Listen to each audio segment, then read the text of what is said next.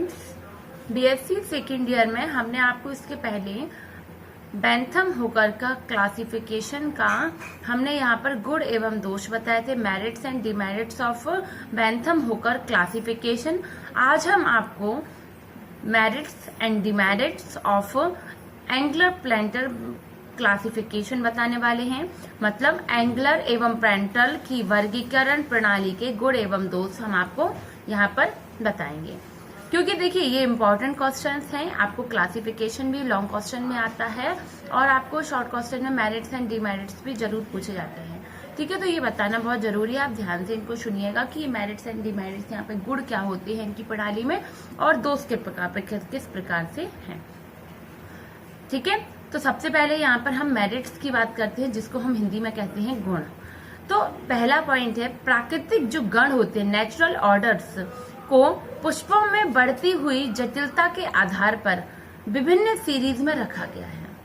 प्राकृतिक गणों को पुष्पों की बढ़ती हुई जटिलता के आधार पर विभिन्न सीरीज में रखा गया। ये ऑब्वियसली पता है कि इतनी वैरायटीज बढ़ जाती हैं तो उनको अलग अलग सीरीज में रखा जाता है। सेकेंड पॉइंट, बेंथम एवं हुकर के वर्गीकरण के समूह मोनोक्लेमाइडी को बिल्कुल समाप्त करके, इन्होंने मोनोक्लेमाइडी का जिक्र नहीं करके, इन्होंने मोनोक्लेमाइडी को समाप्त करके इसके कुलों को स्वतंत्र दलों से संबंधित फॉर्म्स के साथ एक वृहत श्रेणी ऑर्गियोक्लेमाइडी में वितरित कर दिया गया है। ठीक है, किसमें? ऑर्गियोक्लेमाइडी में वितरित कर दिया गया है। इनके थर्ड पॉइंट है, इनके वर्गीकरण का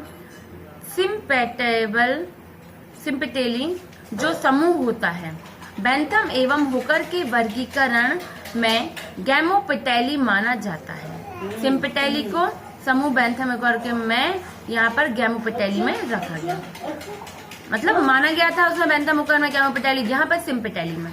ठीक, इन्होंने नेक्स्ट है, इन्होंने अपने वर्गीकरण में अनावृत बीजियों को पृथक कर दिया है। क्या कर दिया है? अनावृत बीजी मतलब यहाँ पर एंजिम्नोस्पर्म्स को यहाँ पर उन्होंने पृथक कर दिया है। 5 पॉइंट है, अधोवर्ती इंफीरियर तथा ओवरी वाले कुलों का वर्णन दोनों आर्चियोक्लेमाइडी तथा सिम्पेटेली के अंत में किया गया है। जो आर्चियोपेटेली है था, इनको क्या कहता है? जिम्नोस्पर्म को पृथक यहाँ पर कर दिया था और आर्चियोक्लेमाइडी को सिम्पेटेली के अंत में किया गया। ठीक है, नेक्स्ट पॉइंट है, हाइपोगिनी में से पूर्ण इपिगाइनी, हाइपोगाइनी और इपिगाइनी मतलब हाइपोगाइनी से पहले इपिगाइनी को विकासशील का रूप दिया गया। ठीक है, किसके पहले? हाइपोगाइनी से पूर्ण इपिगाइनी को विकासशील एडवांसमेंट का रूप दिया गया है। 7वां पॉइंट है, एंगलर के अनुसार घासों की अपेक्षा ऑर्किड्स अधिक विकसित होते हैं।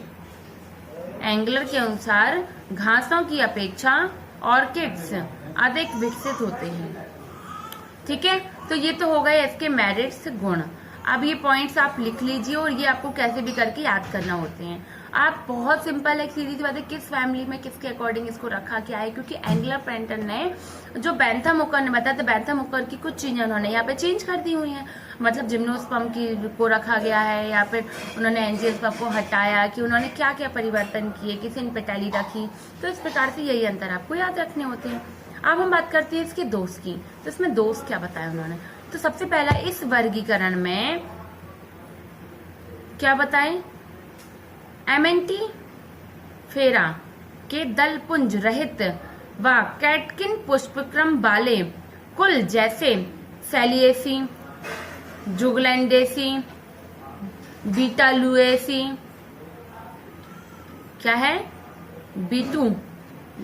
बीटुलेसी आदि सबसे अधिक आद्य होते हैं, प्रिमिटिव होते हैं, जिनमें दलपुंज युक्त कुलों जैसे रननकुलेसी, मैग्नोलिएसी का विकास हुआ। उन्होंने कहा कि सेलिएसी, जुगलैंडेसी, इन सब से क्या होता है? ये तो होते ही है जिनमें दलपुंज युक्त कुलों, इनसे रननकुलेसी, मैग्नोलिएसी का विकास हुआ। ठीक है, दलपुंज वालों का विकास हुआ। उसके बाद जो एमेंटिफेरी है, आद्य समूह न होकर हर्षित समूह होता है। एमेंटिफेरी जो होता है ये आद्य समूह न होकर कैसा होता है, ये विकसित और विकासशील के अकॉर्डिंग उन्होंने यहाँ क्या मतलब हिराशित। कुछ यहाँ पर ऑर्किड्स आदि भी विकसित माने जाते हैं और यहाँ पर क्या होता है रिड्यूस्ड समूह के रूप में भी हम इसको मानते हैं आद्य समूह को।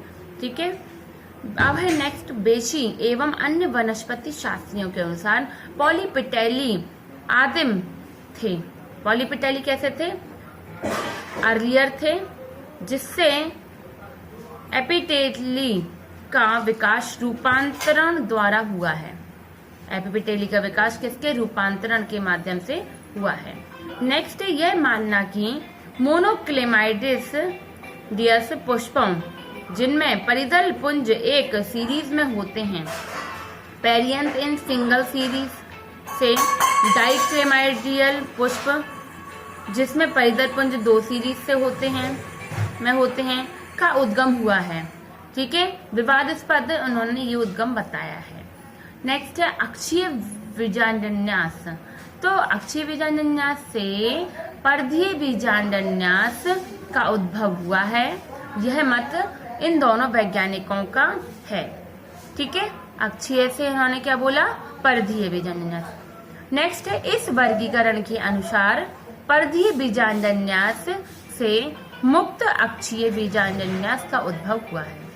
क्या हुआ है इस वर्गीकरण के अनुसार, जो पर्धीय बीजांडन्यास था पैराइटल प्लेसेंटेशन से मुक्त अक्षीय फ्री सेंट्रल प्लेसेंटेशन का उद्भव हुआ है। नेक्स्ट है 6, इस वर्गीकरण के अनुसार एक लिंगी पुष्पों से उभय लिंगी पुष्प विकसित हुआ है। इस वर्गीकरण के अनुसार क्या होता है, एक लिंगी यूनिसेक्सुअल फ्लावर से क्या हुआ, बाइसेक्सुअल फ्लावर का भी विकास हुआ उन्होंने माना। ये इनके क्या थे, ये इनके दोस्त थे। फिर नेक्स्ट है इस वर्गीकरण के अनुसार वायु परागण से कीट परागण का विकास हुआ उन्होंने माना था, तो ये भी इनका दोस्त था। ठीक है, कि वायु परागण से कीट परागण बताया। इस वर्गीकरण के अनुसार द्विबीजपत्रियों की अपेक्षा एक बीजपत्री अधिक प्राचीन है। उन्होंने कहा था एंगलर पेंटल ने कि एक द्विबीजपत्री की अपेक्षा जो एक बीजपत्री मोनोकॉट्स हैं अधिक प्राचीन हैं, किंतु इसे आधुनिक वर्गीकरण में नहीं माना गया है। लेकिन इसको आधुनिक वर्गीकरण में नहीं माना गया है, तो इसलिए क्या होते हैं इस प्रकार के ये दोष माने जाते हैं। तो आई होप कि आपको क्लियर होगा कि इन्होंने यहाँ पर 7 यहाँ पर मेरिट्स दिए हुए हैं, गुण दिए हुए हैं, और यहाँ पर इन्होंने डीमेरिट्स कितने हैं, यहाँ पर 8 डीमेरिट्स यहाँ पर दिए हुए हैं। तो ध्यान से आप इन्हें पढ़िएगा और इन्हें नोट डाउन जरूर करिएगा। ठीक है, और नोट डाउन करने के बाद ही आप याद करके लिखेंगे। ठीक है स्टूडेंट, तो आज के लिए इतना ही। नेक्स्ट वीडियो में मैं आप आगे का टैक्सोनॉमी बताऊंगी। Thank you.